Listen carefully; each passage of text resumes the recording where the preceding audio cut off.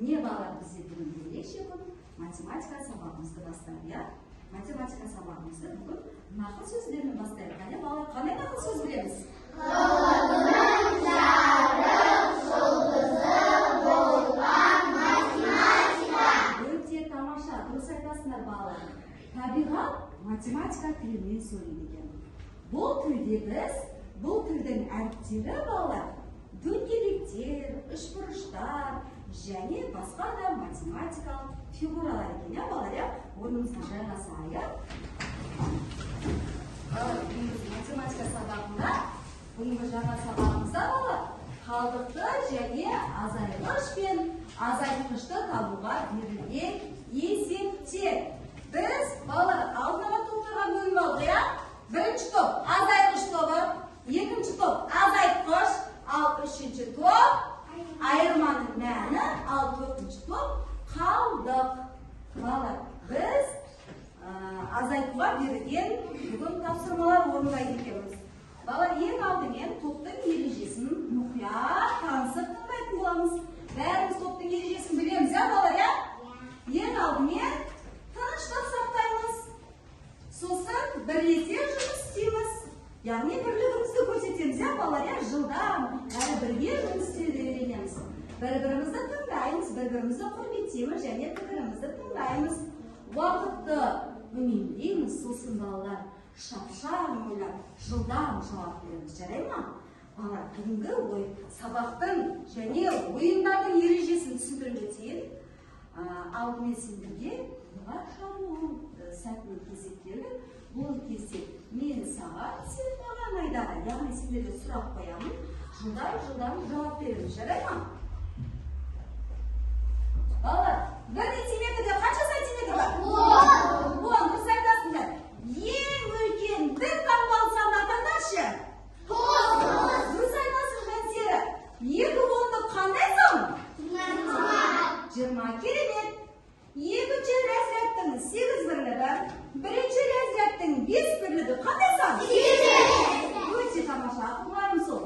Заттың салмағын немен өлшейміз? Килограммен. Тамаша.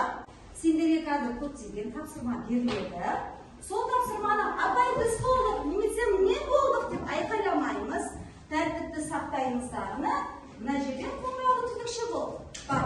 Қай топ өзінің тапсырмасын бітіреді, қоңыраулы түтікші арқылы бізге белгі беретін болады. Жарай ма? Қай топ тапсырманы дұрыс орындайды, және жылдам орындайды, шапшаң орындайды. Біз оларды жұлдызша арқылы бағалап отырамыз. Қай топ көп жұлдызша жинайды екен? Түсінікті ме? Ал, балалар, қазір біз математикалық лото, балалар, осы математикалық лото дегеніміз, бұл балалар мына біздің оқулықтан алынып отыр. Енді сендерге кішкене мен осы сабақты, бүгінгі жаңа сабақты сендерге түсіндіре өтейін. Біз бүгінгі сабақта қалдықты және азайғыш пен азайтқышты қалай табады екенбіз? Мысалы, сендерге айтайын, Жансеріде 5 дәптер, ол қарындасына берді 2 дәптер. Жансеріде қанша қалды? 3 дәптер қалды, тамаша. Ал бірінші топ 20 ұпай жинады. Сосын екінші топ 30 ұпай жинады. Барлығы қанша? 50. Ал енді қалдықты табуға берілген есептер. Мысалға, Даниэльде бар 40 шар, ол досына берді 10 шар, өзінде қанша қалды? 30. Тамаша. Осылай қалдыққа берілген есептерді табады екенбіз. Ал енді азайғышты, азайтқышты, айырманың мәнін біз қалай табамыз? Кәні, азайтуға берілген бір өрнек айтыңдаршы өздерің. Мысалы, азайтуға берілген өрнек. 82 алынған 7 дейді, жарайды. Бұл жерде компонентпен оқишы, бұның мәні қанша болады? Таптыңдар ма? Мәні қанша болады? 75, жарайсыңдар, ақылдарым сол. Енді осыны қараңдаршы. Компонентпен оқишы осы жерде. Тамаша. Қосылышқа балалар, қосылышқа. Азайғыш, айырманың мәні. Біз мынау азайғыш, азайтқыш, айырманың мәні дедік, иә? Bu жерде biz azayғыштан azaytқышты айыру арқылы айырманың мәнін табады екенбіз. Ал енді егер де осы жерде бізге мына жерде жеті белгісіз болса, яғни азайтқыш белгісіз. Осыны біз қалай табамыз?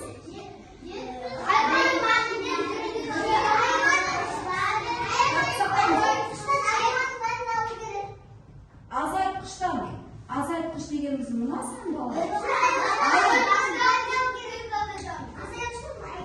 Өте тамаша, молодец, жарайсың, ақылдым сол. Азайғыштан айырманың мәнін алу керек. Тамаша, дұрыс айтасың, керемет, ақылдым сол. Ал енді бізге белгісіз, азайғыш белгісіз. Оны қалай табамыз, кәне?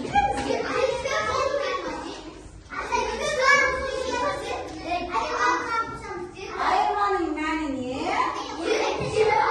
өте тамаша азайтқышты қосамыз. Дәнер, тыңда балам. Айырманың мәніне біз азайтқышты қосып арқылы азайғышты табамыз. Мінекей, математикалық лого дегеніміз не балалар? Міне барлықтарына мынандай тапсырмалар берілді. Яғни азайғыш, айырманың мәні. Мына жердегі бізге белгісіз сандарды мына логолар, мына ішіне балалар, міне сандар бар екен. Белгісіз сандар, қай санды қоямыз? Жылдан соны біз тауып қоймыз керек. Міне бірінші топ. Аяла, жарайсың, ақылым не?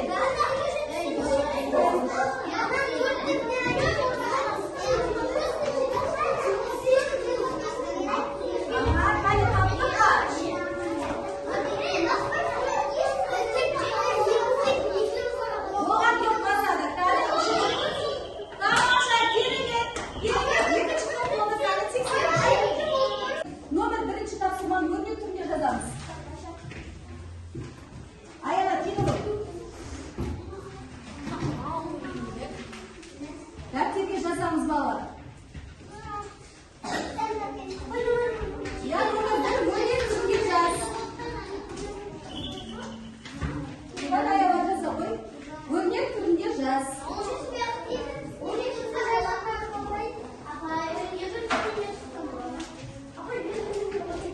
Өрнек түрінде жаз. Мен тақтаға көшіріп қойдым.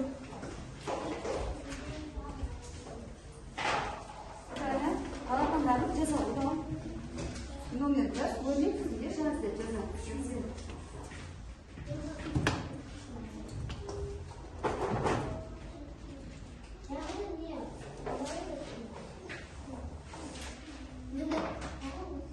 Міне жұлдызшаларым. Тамаша, ақылдым сол. Айылы шыраған.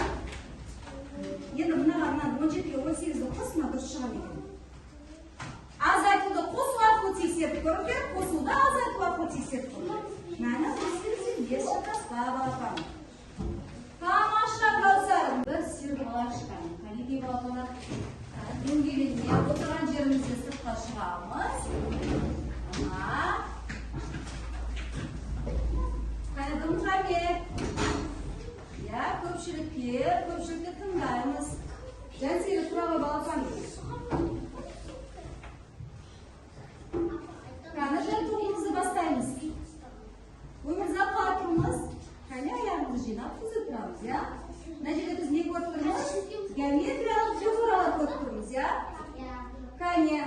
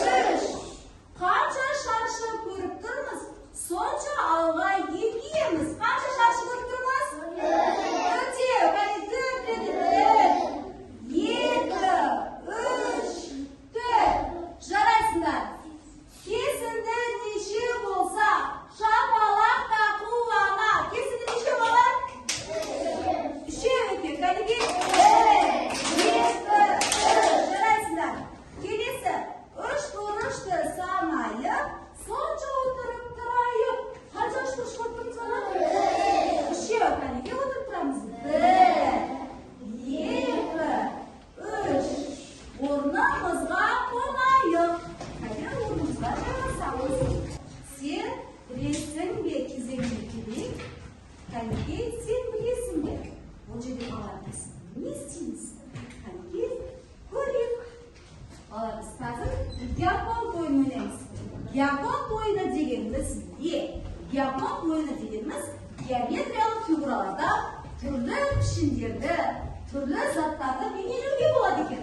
Қазір барлықтарыңа осы Япон ойынын түсіндіріп өтейін. Мінекей резеңкелер арқылы түрлі пішіндерді бейнелеуге болады екен балаларым. Міне, мына сендер сияқты балалар не жасапты? Қайық жасапты. Ал оны не жасапты? Машина жасапты деп айтасыңдар. Ал енді осы біз Япон, яғни геометриялық фигуралар, яғни геометриялық бұрыштар арқылы әр көп бұндай бейнесін жасап берейік деп отырмын. Кем жерге келдіңіз? Барлық тұрмайды тамаша істеді ме? Тамаша, керемет, кәдімгі қосылып қаршыдағы мұнға. Керемет, ақылқарым сол, тамаша. Номер 4-ші тапсырмаға қараңдар шыққалар. Есепті түйінге құрып шығарады екенбіз. Айдосқа 25 кітап болды. Ол бірнеше кітапты достарға сыйлап қойды. Айдосқа 8 кітап қалды. Кәді теңге құрып шығарамыз дейді. Өте тамаша, керемет, ақылым сол. Кәді қайсы топ болды? Теңге құрып шығарыңдар депті. Тек қана теңге құрып шығарамыз. Келі ғой, аяға сен жасай берші бал, келі ғой.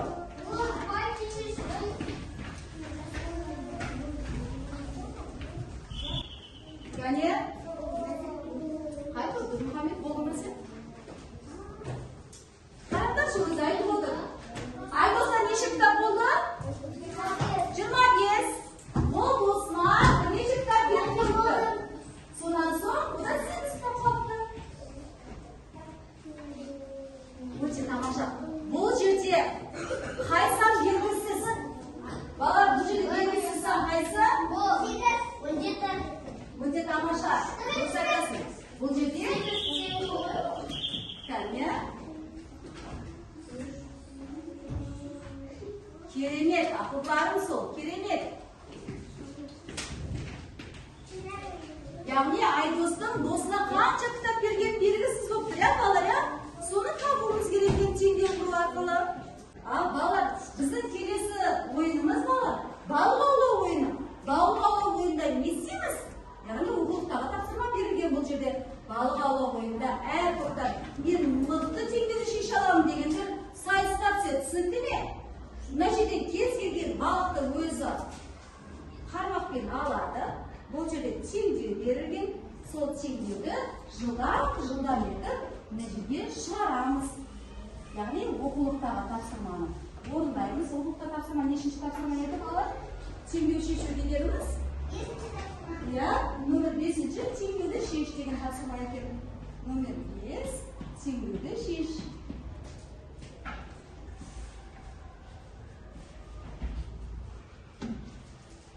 Яғни мен 4 топқа 4-ке бөліп қояйын, балалар, я? Кәне, бірінші топтан кім шығады? Кәне, өздерің келісі біреу шығадыңдар. Кәне, Гүлназ шығады дейді. Кел ғой, Гүлназ. Міне сенің қармағың, мына жерге тұра тұр.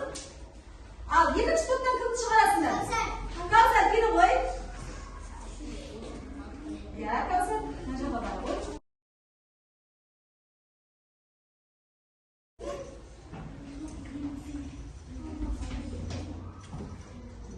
Ауызша есепте аласың ба?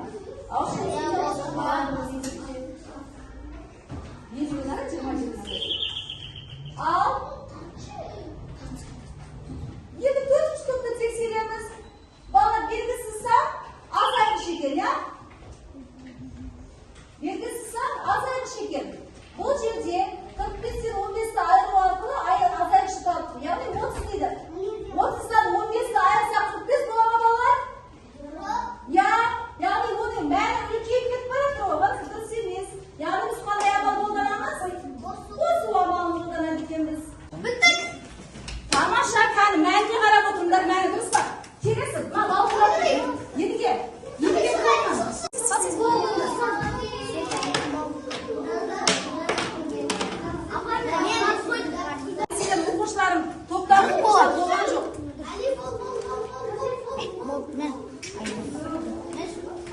Бірінші час болсыңдар.